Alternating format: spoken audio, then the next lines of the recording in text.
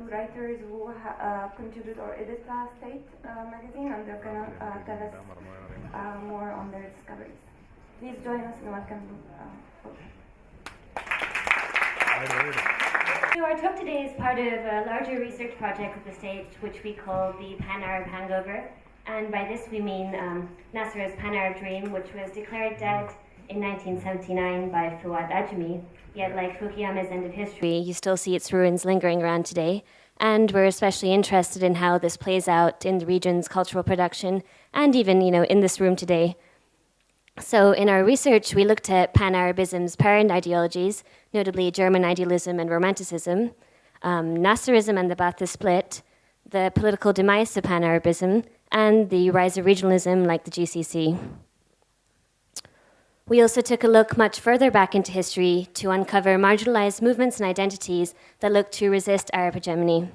And along the way, we started noticing the word Kaffir pop up in strange and seemingly unrelated ways in the Arabian Peninsula in the 9th century, in southern Africa from about the 14th century onwards, and in Sri Lanka.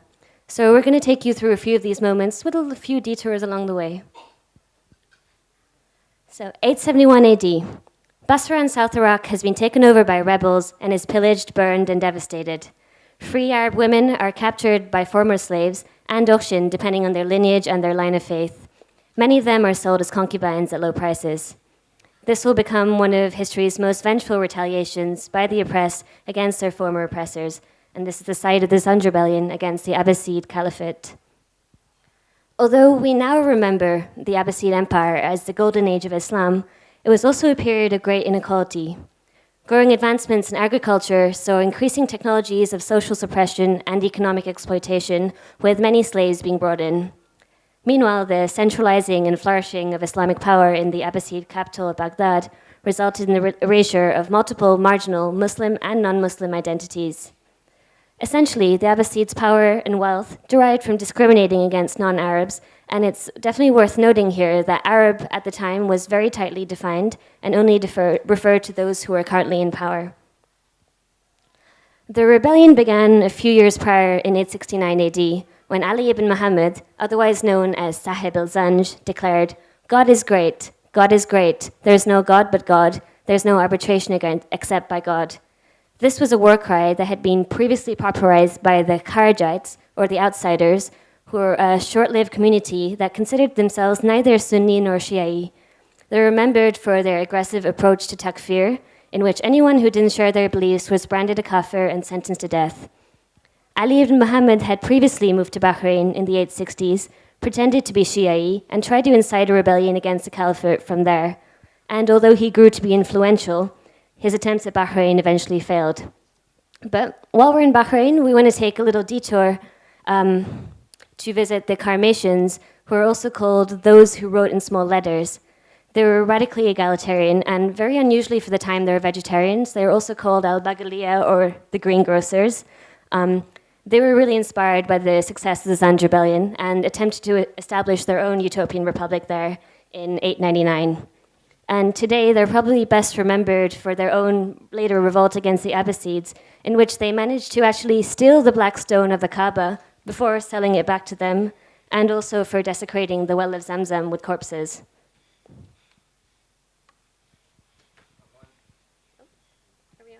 Hey. Upon hearing about an outbreak of hostilities between two Turkish regiments in Basra, Ali ibn Muhammad moved there to try his luck in 868. Many of his devotees followed, and his cause soon swelled to include the black slaves that were working in Basra's salt mine and marshes. In 869, they began to raid the surrounding towns and villages. Arab slave master houses were confiscated, their women were enslaved, their slaves freed, and their weapons and horses liberated. The Zanj Rebellion ended up recruiting a wide range of people subjugated under Abbasid Arabness: craftspeople, the poor, and most importantly, Bedouins. The involvement of the latter became crucial to controlling the south. The rebellion's main goal, which you can see over there in the map, was to take over the port city of Basra and have a chokehold on sea trade. And that was achieved in 871. After the city was taken, the entire region was renamed Al-Mukhtara, meaning the elect. The rebellion held for about 9 years, aided by the construction of impenetrable fortresses cocooned inside layers of water canals. Yet governance within al-Mukhtara was poor, leading to a famine where people reportedly ate mice, dogs, and even their own dead. The community, which ended up reproducing the same deprivations that led to the rebellion, including slavery, began to break down. In 1881, the Abbasids, no longer distracted by the Safarid uprising in Persia, surrounded al-Mukhtara, captured Ali, and the revolt ended. The caliphate was ruthless in its punishment, and many of the captured were brutally amputated and had their throats slit. Ali ibn Muhammad wasn't spared. Some historians have recently stated that the rebellion should not be sensationalized as a slave rebellion. Unlike the Haitian Revolution, the movement wasn't targeting the institution of slavery. Most of those fighting in the rebellion weren't even slaves, but came from a range of communities alienated and oppressed by the ruling classes. Today, the Zanj Rebellion is sometimes dubbed the Negro Rebellion, a consequence of Orientalist accounts that flattened the participants as all being from the Swahili or Zanj coast, and therefore black. More recent scholarship, however, reveals that most of the slave trade of that period trafficked in Arab, Desi, and Southern European bodies, and that the Middle Eastern slave trade did not expand to East Africa until several centuries later. Although Ali ibn Muhammad's own lineage and ethnicity is another gray area. He claimed to be a descendant of Ali ibn Abi Talib, but most people around him rejected his claim. Historic sources also disagree on whether he was of Persian or Arab origin. Although it is agreed that his parents were both free, but his paternal grandparents were both slaves to Arab masters, and that his paternal grandmother was a Sindhi woman. So this is where it begins to get interesting. In our research, we started to see references to this grandmother emerge some 50 years after the rebellion was squashed. Some sources refer to her as Kali al-Karamati and paint her as a freed Carmatian woman who campaigned against slavery and would later become an emblem of the revolt. Others call her Kali bint Junoob al-Kapiśi or Kali bint Kaffir. When we started to look around, figure out where this came from, we found that Kapish is a historic Sanskrit name of a region in Afghanistan, which the Persians dubbed Kaffiristan due to their polytheistic pagan culture. After it was Islamicized in the 1890s, its name was changed, quite appropriately, to Nuristan. So Kali, was she from Bahrain, from Sindh or Afghanistan? And we were also very intrigued by her first name. Is she linked to Sarai Kali, the Black Madonna of the Romani, or Kali, the Hindu goddess of death and destruction, among other things? And we started to look more broadly at the word Kaffir, and in its many usages and meanings, it's quite a loaded term. In Islam, it refers to the infidel, while in South Africa, it was a colonial term used to refer to black people. Today, the K-word, as it has come to be called there, is a racial slur, and one that still carries the memories of the violences committed under apartheid. The word kafir itself originates from the Semitic root kufr, which refers to Jewish farmers who covered seeds. The Muslim deployment of the word assigns it to infidels or unbelievers, and more poetically, to those who cover or conceal themselves from the truth, with the truth being Islam and belief in the Prophet Muhammad. The analogous speech act of takfir, which we heard about with the Kharijites earlier, is a verbalization of this kind of othering. Kaffir, or Kaffirization, was something that was initially used by Arabs to designate otherness and as a way to mark anything outside of specific definitions of both Arabness and Islam. And although the term would later become very much associated with Dutch and British colonizers in southern Africa, the term Kaffir is suffused with a history of trans-Indian Ocean relations, which long predates European trespassers. Arabs from the peninsula are believed to have mobilized the term when colonizing the Maghreb, going on to apply it indiscriminately across the continent. Some sources also trace Kaffir's marking of blackness to East African Muslims who used the word Kaffir, or the Swahili kufuru, to apply to Africans of the Cape. The word was eventually appropriated by Europeans to refer to the non-Christian inhabitants of southern Africa, and Kaffir would later become one of the fundamental constructs of South African apartheid. For the Europeans, though, the word soon diverged from religion to become a blanket justification for settler colonialism. To brand something Kaffir was to disparage it as savage and uncivilized, therefore clearing the slate for a new European beginning.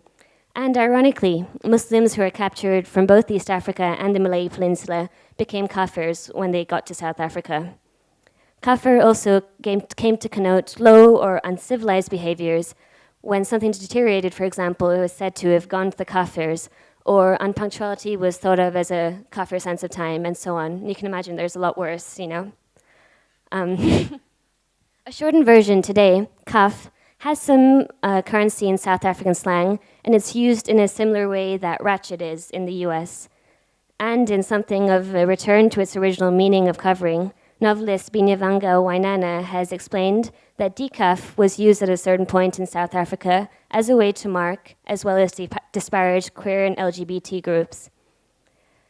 Soon enough, Kaffirism more broadly came to refer to the circulation of goods and people between the Indian and Atlantic Oceans, in which South Africa was a component, if not the major one. In addition to people, indigenous fruits, birds, trees, paths, foods, and tools became Kaffirized. Think of things like Kaffir lime, Kaffir beer, Kaffir wheat. Many of these products are still used today and can be found in cuisines from the Caribbean to Thailand. On the London Stock Exchange still, Kaffirs is used to refer to South African mining shares, especially gold. Afrikaans, one of the main languages of South Africa, is generally perceived to be a product of Dutch settlers in the Cape. These settlers, who spoke Dutch among themselves, initially used Afrikaans to communicate with those who worked for them. Variously called Cape, Kitchen, Mutilized, Broken, or Uncivilized Dutch, the Creolized Afrikaan was seen as the tongue of the lower classes, the Kaffir language. However, the 1988 release of The Africans of the Cape Muslims by Ahmad Davids revealed that the earliest instances of Afrikaans being written down were not done in the Roman script but in Arabic. Many of the slaves in South Africa were Muslims from the Indo-Malay Peninsula, Ceylon, South India, Bengal, and the East African coast. In the 1800s, the Ottoman Empire sent a series of envoys to the colony of the Cape to build several madrasas and educate these Muslims at the curious request of the British Queen Victoria. These envoys used the Arabic script to start standardizing the Afrikaans that was the lingua franca at the time. The best known example of this is by Kurdish scholar Abu Bakr Effendi's 1869 Bayan al-Din. I'll show you an image here of the earliest instances of Arabic Africa. So he was a polarizing figure. Effendi was hated by many for his declaration that crayfish, much beloved by the Cape Muslims, was haram, and was even taken to court in 1868 by the Crayfish Party, and he eventually lost the case. He was also responsible for introducing the hijab and the fez in the Cape. These early educational texts, written using Arabic script, are believed to have been the first attempts at mapping and writing down the lower class Afrikaans, laying the framework for Afrikaans' subsequent Romanization. Although most of these records have been ignored and haven't even really been archived, the few that have been translated largely either teach Islam or record prosaic memos and market lists. While we were looking through some of these translated documents, we were surprised to see another reference to Kali. It was in a diary entry by an unknown slave which said, "O Kali, spare us the wrath of the whites." This is the only reference to Kali we could find, though much still remains to be untranslated. Who is Kali this time? Is she still held up as some kind of symbol of persevering under oppression and slavery? So now another little detour. The heritage of the Arabic script in Africa is also an extremely interesting one. Holy men who had converted to Islam around the 10th century began to modify the Arabic script to adapt it to local languages such as Hausa, Wolof, and Fulfud. This resulted in the Ajami script, Ajami meaning stranger in Arabic, which kind of was an attempt at Africanizing the religion, and Ajami eventually displaced Arabic as the teaching script. And strong parallels can be drawn to the vernacularization of religion in Europe, in which the Roman script of Latin was used to modify writing for English in French, Turkish, Spanish, and other languages. Essentially, writing in Ajami also signaled a more Afrocentric identity and became a mode of anti-imperialist resistance. In short, writing Ajami is more black than it was Arab. Today, to be considered literate in West Africa, I'm just going to show you also an image of what Ajami scripts look like.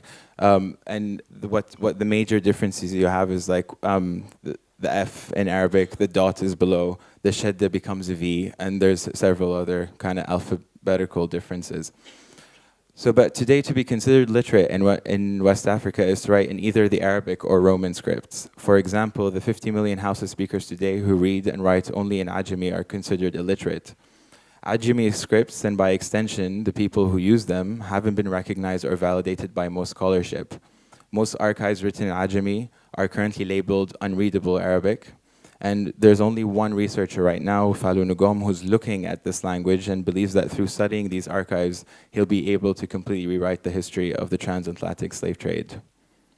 At the curious request of the British Queen Victoria, these envoys used the Arabic script to start standardizing the Afrikaans that was the lingua franca at the time. The best known example of this is by Kurdish scholar Abu Bakr Effendi's 1869 Bayan al-Din. I'll show you an image here of the earliest instances of Arabic Africa. So he was a polarizing figure. Effendi was hated by many for his declaration that crayfish, much beloved by the Cape Muslims, was haram, and was even taken to court in 1868 by the Crayfish Party, and he eventually lost the case. He was also responsible for introducing the hijab and the fez in the Cape. These early educational texts, written using Arabic script, are believed to have been the first attempts at mapping and writing down the lower class Afrikaans, laying the framework for Afrikaans' subsequent Romanization. Although most of these records have been ignored and haven't even really been archived, the few that have been translated largely either teach Islam or record prosaic memos and market lists. While we were looking through some of these translated documents, we were surprised to see another reference to Kali. It was in a diary entry by an unknown slave which said, "O Kali, spare us the wrath of the whites." This is the only reference to Kali we could find, though much still remains to be untranslated. Who is Kali this time? Is she still held up as some kind of symbol of persevering under oppression and slavery? So now another little detour. The heritage of the Arabic script in Africa is also an extremely interesting one. Holy men who had converted to Islam around the 10th century began to modify the Arabic script to adapt it to local languages such as Hausa, Wolof, and Fulfuld. This resulted in the Ajami script, Ajami meaning stranger in Arabic, which kind of was an attempt at Africanizing the religion, and Ajami eventually displaced Arabic as the teaching script. And strong parallels can be drawn to the vernaculization of religion in Europe, in which the Roman script of Latin was used to modify writing for English in French, Turkish, Spanish, and other languages. Essentially, writing in Ajami also signaled a more Afrocentric identity and became a mode of anti-imperialist resistance. In short, writing Ajami is more black than it was Arab.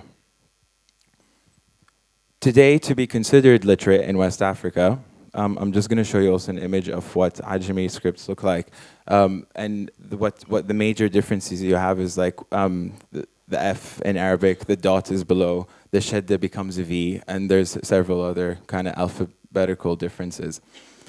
So, but today to be considered literate in West Africa is to write in either the Arabic or Roman scripts. For example, the 50 million Hausa speakers today who read and write only in Ajami are considered illiterate. Ajami scripts, and by extension, the people who use them, haven't been recognized or validated by most scholarship. Most archives written in Ajami are currently labeled unreadable Arabic. And there's only one researcher right now, Junoob, who's looking at this language and believes that through studying these archives, he'll be able to completely rewrite the history of the transatlantic slave trade. So let's get back to Kaffirism. All the instances of Kaffir that we've talked about so far have been somewhere in the scale from derogatory to violent. But there's another Kaffir group which exists in Sri Lanka. They're one of the country's smallest minorities and actually take great pride in the term, the identification. The Sri Lankan Kaffirs, Kaffirinas or Afro-Sinhalese, are descendants of Portuguese traders and African slaves who were brought from South and East Africa as labor and as soldiers to fight against the Sinhala kings in the 16th century. Like the Afro-Iraqis and Afro-Khalijis, the Shidis in Pakistan and the Sindhis in India, they're among one of the world's lesser-known Afro-diasporic groups.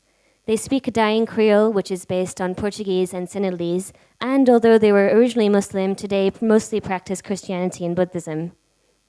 Sri Lankan Kaffirs are especially known for baila music, with baila coming from the Portuguese verb bailar, to dance. It's an old folklore style which re-emerged quite recently into the mainstream in the 60s, thanks to Wally Bastian, who's also known as the father of baila. And kind of going through his music, trying to get a feel for it, we came across a little-known single of his, which is called Kali Kafirinha.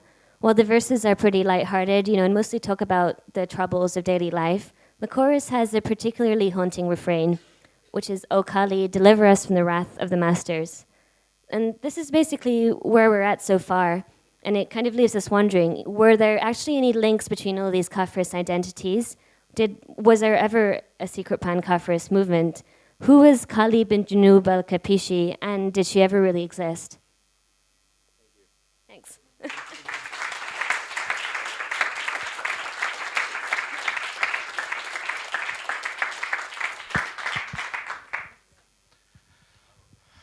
If there are any questions or comments. What do you, did she really exist? Did she exist? What evidence is there that she existed or not? We don't know. We don't know. We presented what we found, but we don't know. You sound like Donald Rumsfeld. No. That was fascinating. Thanks very much. Just as an add-on to your ongoing research, the term clearly passes on to both Spanish and Portuguese, and it becomes popularized as cafre in most of Latin America. You'll find it, you're gonna laugh, or maybe you shouldn't. You're gonna find it used by a Colombian president in the late 20th century to designate the entire country. Este es un país de cafres. This is a country of kafirs. By declaring everybody kafir, infidel, barbarian, and so on and so forth. Well, Colombians could kill each other, as we continue to do to this day. So there you go. Thanks. You're going to have to go to the other side of the Atlantic. Jocelyn, I hate to put you on the spot, but I was wondering, it's interesting in relation to, I guess, the conversation we were having yesterday with Khaldun and so on and so forth. And I wonder, from your perspective, whether, no, it doesn't have to be a question, but whether any comments or thoughts from what you've just heard. It was a fascinating talk. Thank you very much. I was wondering about the difference, Ajamiya, Ajam and Kaffir. There are very many connections between the two ways of othering some people or another language. So, what would be the link between Ajam and Kuffar or Kaffir? My guess would actually be is kind of degrees of violence almost, or degrees of separation. You have Ajam, you also have Ajnabi, and then you also have like Kaffir, and I think it's just, if you just want to say, they're foreign or they're strange or they're from over this place, they're not us, as opposed to actively like disparaging or, being, I guess to say, degrees of negativity maybe, although that could be argued today, And I think with the languages as well, is that what you have with most scholarship is that when Arabs were in the African continent, they indiscriminately used the word kafir all across. But and Ajami is usually associated with Iran and Central Asia, right? And the tradition of Ajami, the Ajami culture in West Africa specifically is very rarely talked about, and it's kind of, that's mainly where you have most of the research. So I mean, this is also an attempt at linking. Where does, I don't know if Kaffir ends at one point and Ajami starts, it's a bit of a blurry ground. You don't even really have so much being researched into it, right? So, Yes, there was a kind of shorbiya with Ajami. Nationalist value invested in being Ajam, but you described such a process with Kaffir. A more recent one, but it's the same process of assuming being another.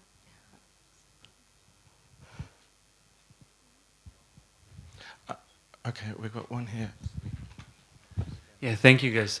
What are you guys going to do with this? That's my... Well, no, are you going to publish? I would like to see this develop in a way. I mean, this is like the Pan-Arab hangover. There's, you know, it's a larger project, and this is just one streams of the research. I mean, you know, Ajami is like an entirely different aspect, and there's so much more to see within that. I mean, even just the idea of the Kaffir identity, we've also just given an extremely, this is very minimal in terms, like, I mean, just from speaking to people in the last few days here and saying that we're speaking about Kaffirism, everyone will tell you of a certain context that they have that they've associated with the word Kaffir, right? And that, you know, here, using that word Kaffir as well is seen as something, you know, you don't speak about it. It's almost like a taboo to even say the word Kaffir, you know? So it's, how much more can we interrogate what other identities will be? But, you know, maybe hopefully we'll end up publishing this somewhere on the website. I don't know.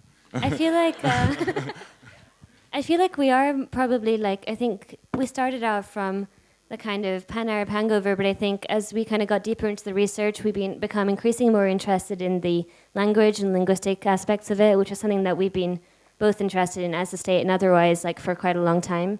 So I feel like with any research, it's going to change and kind of wiggle its way and develop that way. I was wondering, Shuda, if I could maybe bring you in. Also, you, Shuda, from Rax Media Collective, who's hosting the discussion about Ibn Khaldun, the extent to which we should remember or forget him. And I was wondering also, I mean, not necessarily from that perspective, but from your perspective, also someone from West and Southern Asia, whether you have something you'd like to say in relation to this. But for me, it is really interesting that the geographies and the relationship of language and geography, and how that might or might not connect to, I guess, some of the things we were discussing yesterday. Well, I mean, I found your presentation really riveting, and I would look forward to seeing much more of it as it develops, because I think it actually, you touch the question of otherness in a way that is really important in our parts of the world, where we assume that we are, I mean, everybody is the other, but nobody thinks about the othering that others do, which is important. But my question is more a kind of, let's say, a tectonic, is on tectonic plates in some ways, because I think the cult of Kali often emerges at places which are frontiers. Even in the broader South Asian landmass, you find a Kali cult in Bengal, in Kerala, and as you said rightly, in Afghanistan and Kashmir. These are exactly the places where they're kind of very broad kind of, you know, encounters between different cultural, even geological plates in some ways. So it's interesting to think about how the Black Madonna, for instance, emerges again in Spain, in Greece, which is another frontier, in Poland, which is another frontier, where all these kind of frontier stations become spaces for the sudden emanation of this dark being. And I'm wondering if you've have any thoughts about that. I mean, one thing that obviously Kali has its connotations just in the word of blackness, but we're very, like, I mean, Kali, as she's depicted, is always depicted as dark, or like sometimes blue, which is a strange thing that you'll see in kind of mythology or graphic depictions of, let's say, the Hindu pantheon. And that's one thing that we're wondering about, like, what are the color politics of this? You know, why Kali? Why the name? Like, yeah. Like the word Karachi actually comes from Kali. Does it? Because there is a big Kali temple in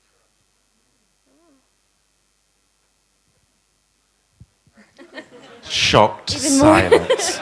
Even more Silence to learn. is, I think, an appropriate place to end. We have run out of time. Thank you so much to Rahel and to Ahmed.